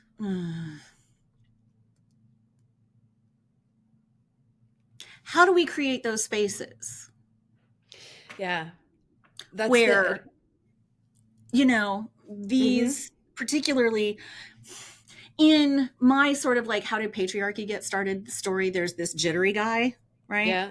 And the jittery guy, back when matriarchies were happening, the jittery guy had to go because he was going to destabilize the whole thing. Yeah. But the jittery guy is the one we esteem now. Right? And there's a lot of jittery guys who don't have the esteem because they're not also, trillionaires at this point. Right. Or they're not movie stars or whatever the old very esteemed thing was, right? Yeah. They're not Wall Street traders or just rich for no reason. Yeah. But they're not having the esteem, but they're very jittery, right? Yeah. And the hollowness and the jitteriness. How do we create situations or advocate for situations or opportunities for them to work that out and begin to test out the feeling of aligning differently, right? Yeah, I love this. Well, and I think honestly, one of the first things that we have to collectively do, and I think, I'm as guilty of it as anybody else, because we get pissed at a situation, at a system, at an ideology, whatever it is, and we like lump a whole bunch of people, human beings, into that as the problem. And I don't think that's helping us. You know what I mean? Like, I really believe this goes back to that idea of creating a safe space by offering authenticity. And I really think that, our continuing to say the fact that you're jittery means you have to get out of here is not going to help. I think it makes them more jittery. It does now. Yeah. Because there's nowhere for them to go. That's the Except thing. There's no out.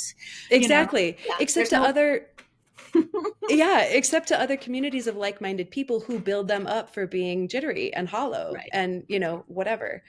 And I think if we can create safe spaces where, again, always we have to protect ourselves first. And I mean humans, not just women, but particularly women, because we have been, the victim of violence in every form for so long.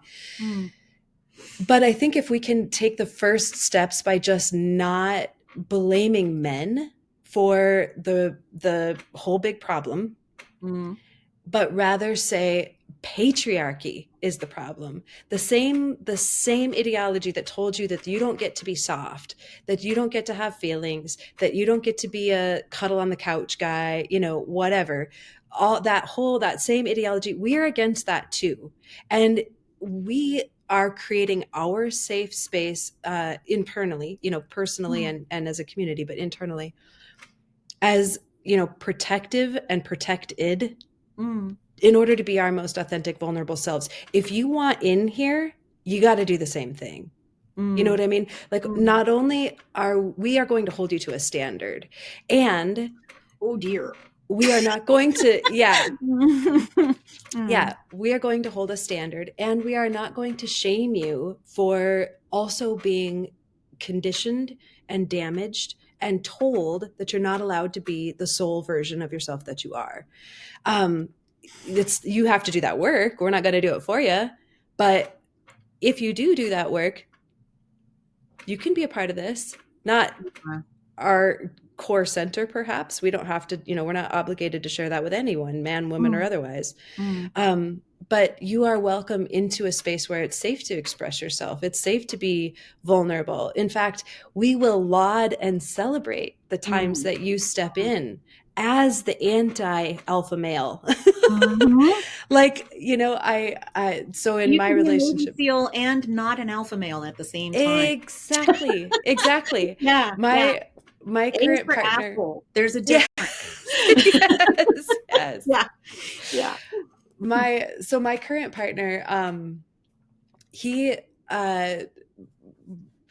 broke down and cried. He had a particularly difficult, emotional thing that he was dealing with.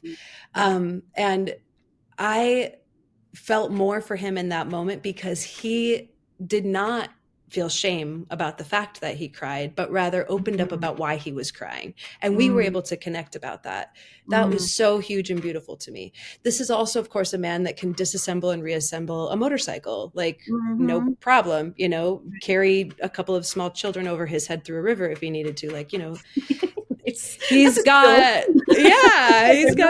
some qualities that other people would perhaps label as traditional masculine, male, alpha male, even qualities, whatever. But his ability to be vulnerable with me and show me the places where he hurt, where he was wounded, where he was flawed.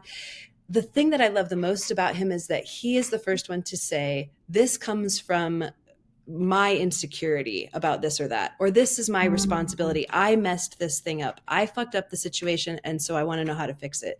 When he comes to me and says, geez, I'm sorry after a fight, like this is how I was wrong. This is where I felt, short, whatever, didn't understand, whatever those things are. Those are the qualities that I want to celebrate about the men that, hetero or whomever our partners are bring into our lives. I'm generalizing with men, but the point.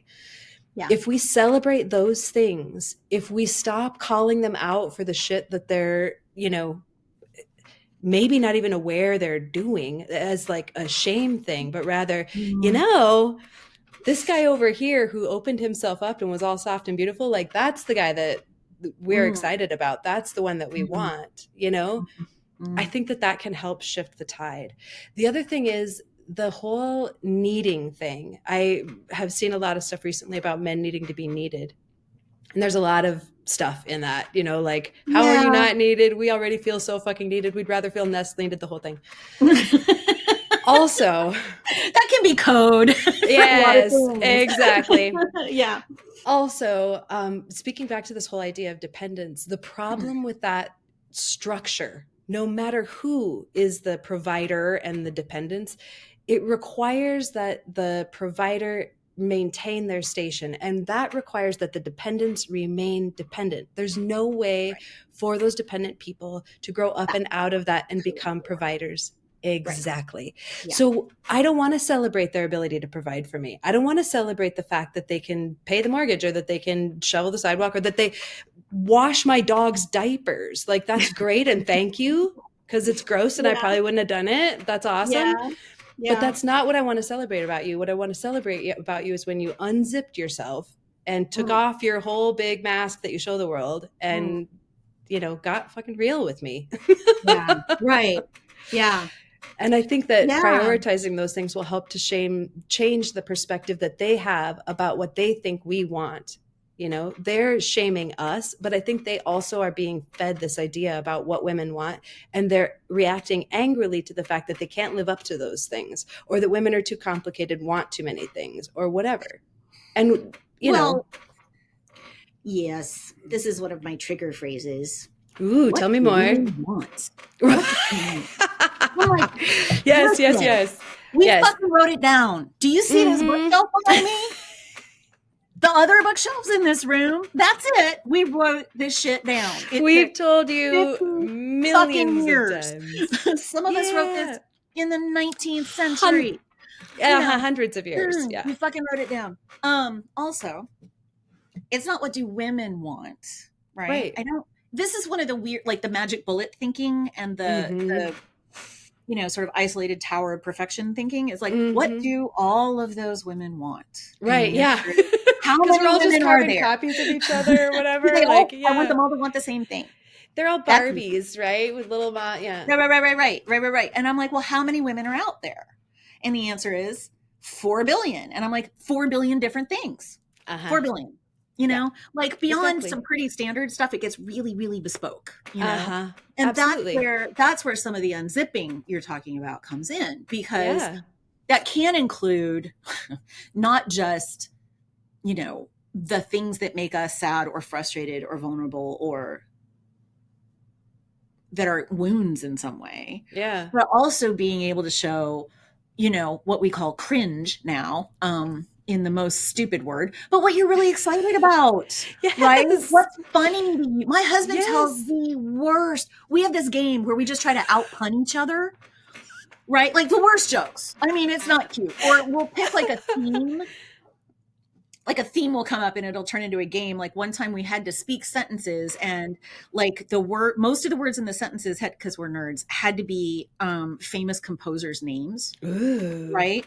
So he said something, and in what should have been, the response would have been, well, I don't give a shit.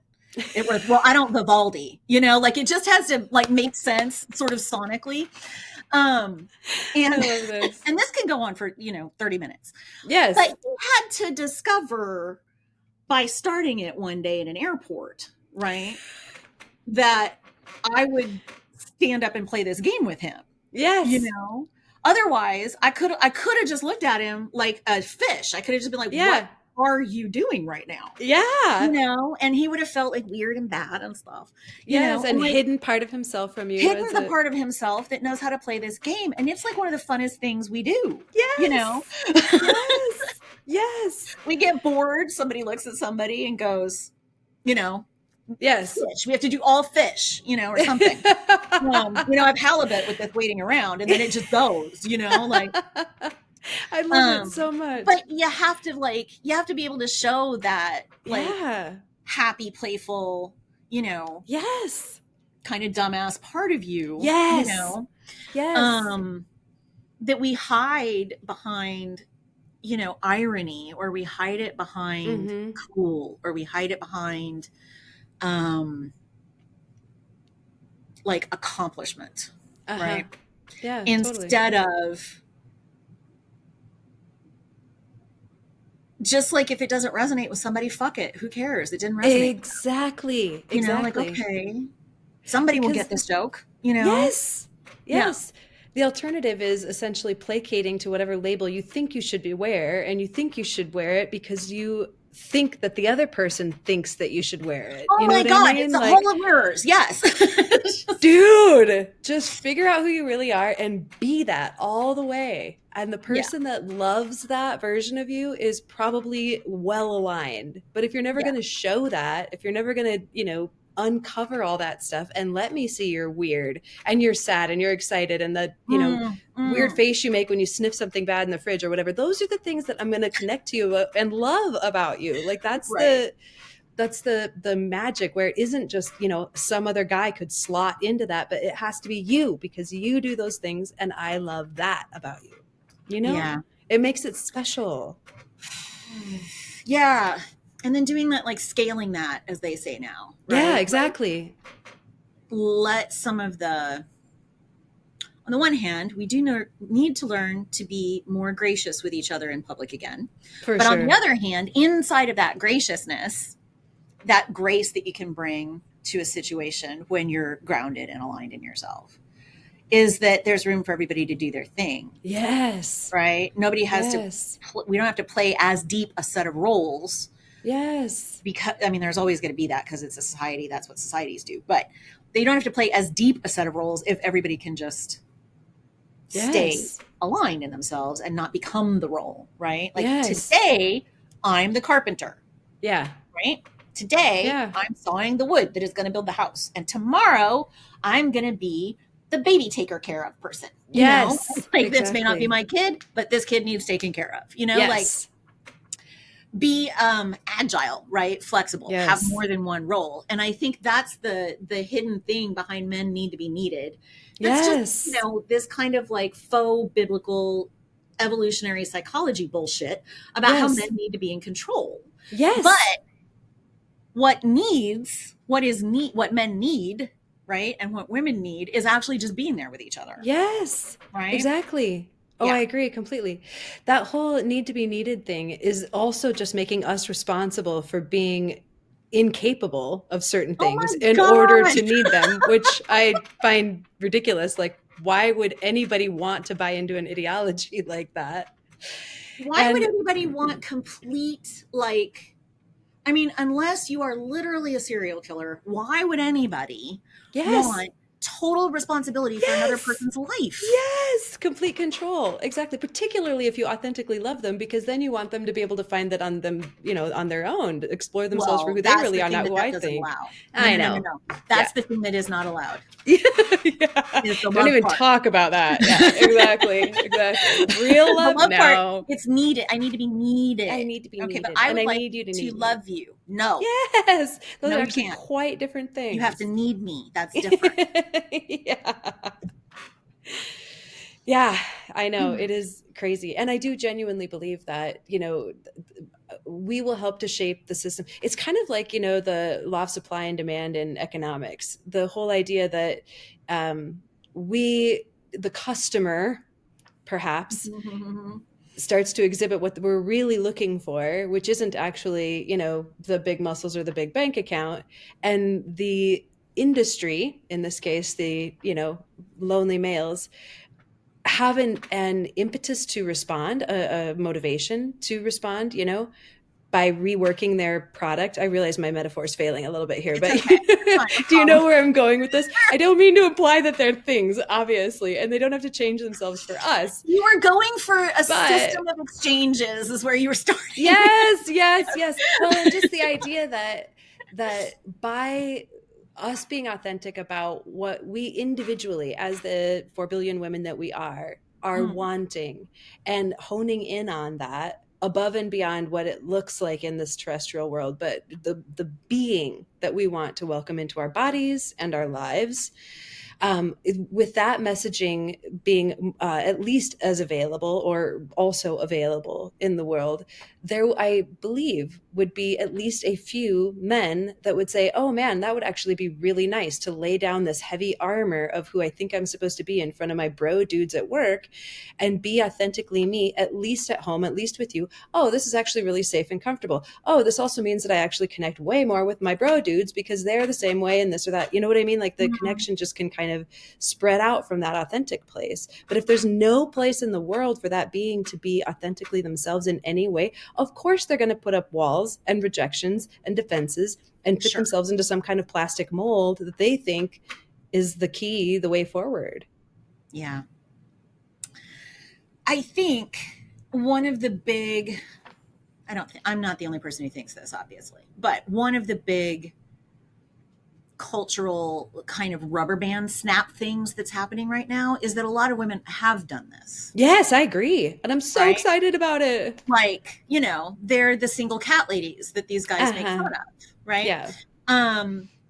And it's like, do you want to die alone with your cats? I'm like, cats are good company.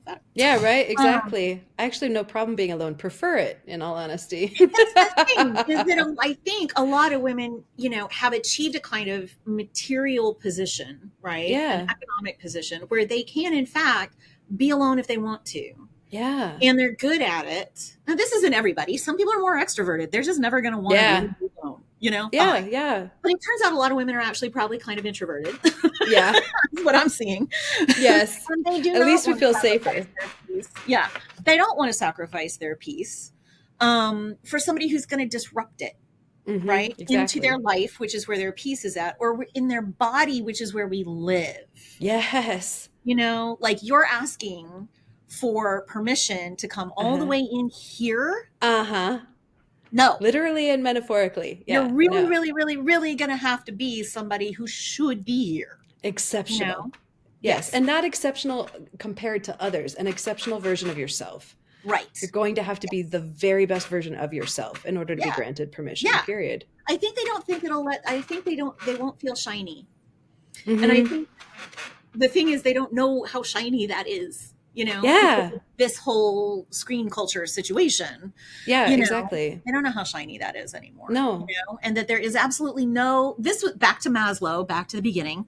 There's no contradiction, right? Between being a capable, independent woman who runs her own life and being soft and sexy and sensual and deeply connected to another person, right? Yes. And there is no contradiction between being soft and sexy and sensual and kind of vulnerable and a little bit of a goofball and being a Navy SEAL. Exactly. Because my friend is a nerd. Yes. And like those things all go together. Like I think about how speaking of famous people who are like this, I think is I'm going to lose this, Henry Cavill, who's played Superman a few times. Ooh, okay. Right? Like they made that guy in a vat, he's like a picture of manhood, But he's patriarchy embodied. Oh my God, just like, and patriarchal he's also a total nerd. Like he's been playing D&D since he was like 10, The Witcher series that he was in, he knows everything about that entire story, like in a way that I saw him interviewed one time, and the host asked him, he's like, do you occasionally go around correcting the writers, like about how, and he's like, yeah, I'm that guy. And he's one of those people that you can see, like in the way that he interacts with women on these like chat shows and whatever, that he's actually listening to them. And I'm like, see, there can be whole people. Yes. Who also look like the great conqueror, Yes. There's no contradiction between those things. No, exactly. That's what I mean about that whole label thing. Like, they're not helping us. No. But people are clinging to them more and more now. I think so, because I think they feel alienated and we want to be part of something, or find value in ourselves in some way. So there's this like, well, I am a backyard chickens gardener or whatever, whatever thing you need to be in order to feel like you're part of something. Yeah. Chickens are great though. They are. I love that. I have several friends that are, and I'm so grateful that they are, because I'm not capable of that. So we need you. We need literally you and otherwise. Yes, please, please keep doing that. Yeah. It's an interest. This might be a good place to slow down. But it feels like when the sort of when you have the background that you and I have, right, in our different sort of elements of making a better world, it feels like it's not that big a leap. Yes. Right? It just feels like it's just not that far. So why can't we just, do it? Yeah. And then we get reminded. Oh, go ahead. Yeah, well, that's what makes it so. I think that's part of like the general feminist woman's frustration with this whole thing is like it's not that fucking far. Like, could Uh-huh. you just, Uh-huh. like some of the pop culture kind of popular expression of that is like, could you just get off your lazy ass and be a human? Like, Uh-huh. come on, you know? Yeah. And the feminist version of that is just stop buying into the patriarchy so much. Yeah. It is a fucking Ponzi scheme. It will eat you alive. Stop Yep. it. You Yep. know, Yep. Exactly. and haven't you cottoned on to this already? Yeah. Because we've been Um, talking about it for a couple hundred years now. oh my God, right? And for Longer. 50 years, we've been, like legally and economically all capable of changing our lives, Uh-huh. you know, because we had a Civil Rights Act, right? Mm-hmm. Because we got a few of the rights women were asking for, Right. because we got acceptance for more kinds of people over these Mm-hmm. 50 years than we used to have. And Mm-hmm. it seems like it's just not that much farther. Mm-hmm. And all y'all inside of this little construct over here can do is go, that's terrifying, squash it, Yeah. because that's Yep. going to interfere with my esteem, or it's going to interfere with my money, Yes. or it's not going to let me go to Mars, Yeah. or where interestingly, he wants to bring the light of consciousness, not necessarily actual people, just the light of consciousness. Because that's Um, something you can package and carry around with you. Yeah. Weirdo. They hope so. Yeah. Uh-huh. um, Yeah. but the idea, the fact that this is all a Ponzi scheme, Yeah. right? Gender, money, capitalism, this whole patriarchy, blah, Dominance. blah, blah. Yeah. And that we all should sort of like become friends against the Ponzi scheme, right? Yes. Instead of kind of fighting with each other over who's going to survive it, Yes. you know, that might be the better approach. I'm constantly trying to figure out how to create the solidarities um, Yes. that don't ask us all to do one thing, right? I Yes. don't I don't want every kind of feminist to just decide which kind of feminism is right and do that. No, absolutely Right. not. We I need want the all of the diversity. degrees. And Yes. it's the same with men. I want to find with manliness or men things, um, I can't say it. I love I where can you went with that. No, that was great. It's That was great. so I'm speaking in such a generality. I can't say it very No, seriously. I know what you mean. Yeah, I have to too. um, like where are the particular places where we meet, right? Yes, And exactly. then we don't have to take on a different project necessarily. We don't have to rearrange our whole politic. We don't have to No. change our whole approach to the world, but just find these and deepen there, right? Yes, And exactly. build more of whatever needs to be built there: power, community, food, whatever, Yes, right? safety, communication. Yeah, yeah, yeah. Safety, communication, et cetera, et cetera. Build those things there Yeah. and let that net just keep extending, Yes. right? And then it takes some of Yes. the pressure away. Like, Yes. you don't have to solve it all. You don't have to come up with Exactly. I'm writing a piece right now about something else. But anyway, I'm like, nobody needs the sort of unified field theory of feminism in order to Right. get to Right. the other world. Yes, We just have to exactly. stop arguing about who has the unified field theory of feminism. Right. And whose fault it is. Whatever. Yeah. Always. Hmm. Um, but figure out how to see past that, right? Like we Yeah. have the same problems inside of the movement that we're having with people Yes. outside of it. Because again, Ponzi scheme. Yes. Um, but yeah, actually, now that you're saying this to me again, just showing up with I want this for all of us, Hmm. right? Hmm. I want this Hmm. for all of us. Yeah. And I want all of us to bring all of our tools Yes. into making it, Yes, you exactly. know?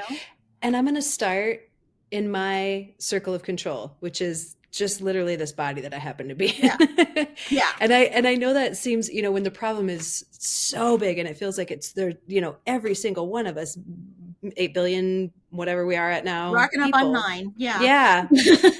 Yeah. Um, and the answer is just to focus on this one tiny little, singular element in that huge number. But I think the answer is yes. I mean, I think that if we can really master these changes in the way that we conversate, for instance, the energetic dynamics of a relationship, how we create real connection, what power looks like in our personal relationships, in our bodies, in our homes. That change, especially if a bunch of us do it at the same time, but even if it really was just one person, can't help but ripple out a little bit just by the law of energy, the way that energy moves in general. You know what I mean? Right. And yes, it could get blocked more often, but if more people are participating in it, then it's going to radiate bigger and bigger. You know what I mean? And Right. so I think that it also makes it accessible to physically work on, to actually put mental energy in without feeling like you're beat before you've ever begun. Sure. And it helps to, yeah. Save the planet. Man, that feels Okay, like a lot. tall order. Yeah. And it gives us the happier relationships, the more accessible, tangible results of that effort more quickly, because it is in the microcosm of this tiny little relationship. And so, if we can see improvements in our connectiveness to each other in the span of a couple of days or a couple of months or even a couple of years, like that gives a lot of hope to the scaling up of that, the viability of taking it out on a bigger level. And if we've had that time to practice, we're going to be way better at it when we're trying to do it in the office spaces or in the community spaces or in the religious spaces or whatever. Yeah. You'll move into the world differently. Exactly. And the world will interact with you differently, because you're holding that boundary that they have to, not obligating them to, but just saying, this is where the invitation ends. If you can't meet me at this energy, then you're not invited anymore. Sorry. I feel like a lot of feminists, we're so used to being in like critical mode, Yep. Yeah. Understandably. It's one of my sort of like mantras around this project is like critical mode is still necessary because there's always new people, but critical mode is over. Yes. Like building mode is where we need to be. Yes. There could be evaluation where you fit better than another or whatever, but yeah, like how do we, we gotta, it's almost easy to just look at patriarchy and go, that's fucked up. Yep, that's not going to work. And none of that says, what do you do differently? Exactly. Exactly. Yeah. That's where you also have to become a different thing, because this is going to be a different thing. Exactly. This is you don't the get to version ahead of time. No, you have to build yourself into the world that we want to build together, just see where the U-shaped spot is when we get that far, embody it, and then as you change, you embody the next one. Do another one. Yeah, like, okay, we're going to perpetually improve this because we're not going to get it right the first time. I'm sorry to say, it's not going to be like this horrible thing collapses and this golden city rises that won't fall or won't have problems or whatever. Like, it's going to be constantly changing. It's still going to have people in it. Yeah. Yep. Terrified, insecure, needing to dominate, control people. It's gonna continue to be a thing. Yep. Yes. Yeah. And we will therefore also connect as many people with you as we can. I love that. Thank you. You're very welcome. And I just want to say, I mean, thank you for having me. I mean, I want this to be, my hope is that it lands for you personally, because that's my intention, but also, to your community and the listeners that you have. I genuinely feel honored to be invited to participate in these kinds of conversations. This is truly what I feel like, I'm meant to do here. The reason I stayed, let's say, that's dramatic, but just to, it's also true. Drive the point. Like I didn't want to be here, but to be here doing this, I'm into that, and so I just want to really honor how grateful I am and the time and effort and attention that you put into this to make this community what it is. I just am truly honored to be here with you today and doing this. Thank you. Thank you. Yeah. Thank you. I'm really honored that you came to share. Yeah. You don't know me. I know. Well, likewise. But it was genuinely fun, and it feels so beautiful to have such a safe space created to have these, big conversations about intense things. Yeah. Well, thank you for coming, and thank you for wanting to give a little more over here. I think it will be very, very wonderful for the kind of space that I hope we become. Yeah, we're gonna need some wisdom. I'll share what's been shared with me. But we need more. So. Yes, I will share whatever's been shared with me for sure. will be Oh, brilliant. a pleasure. Thank you. Yes, Thanks. thank you so much. Well, enjoy the rest of too. your day and You the time you're too. spending with your peoples. And My I'm gonna family. go. I'm gonna go let my dog in. He was Yes. suspiciously quiet this whole time. I don't even know if he's still back there in the yard or not. Maybe Yes. out terrorizing Do people. that. Do that. Yes. It Yeah. was so good to see you. You too. I look forward to more. Likewise. Thank you so much. We'll be in touch.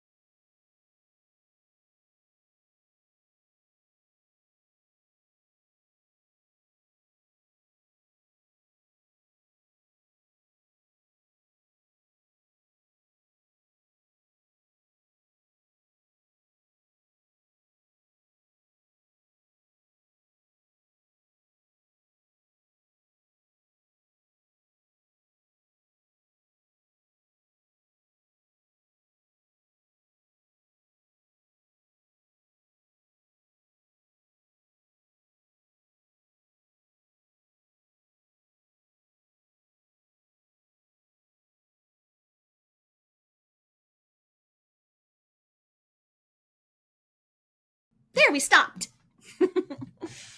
Hmm.